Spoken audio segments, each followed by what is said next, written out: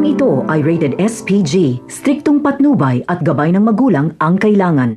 Narito ang mga dapat nating abangan. Magsisimula na ang gera sa pagitan ng pamilya Guerrero at Montenegro.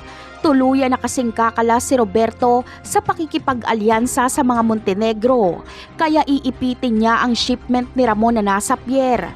Nakataya pa naman ang kayamanan ng mga Montenegro sa shipment na ito.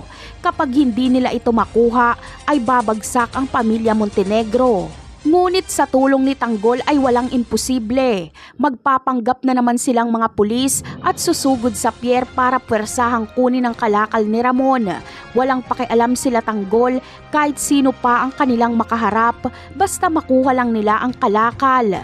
Magtatagumpay sila Tanggol kaya parang isinalba ni Tanggol ang negosyo ng mga Montenegro.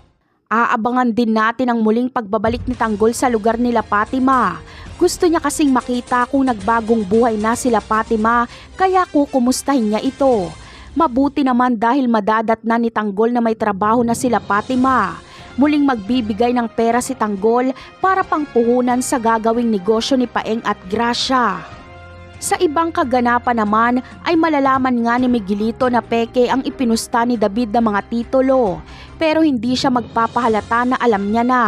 Bagkus ay muli siyang makikipagsugal kay David at tataya na naman si David ng pekeng titulo.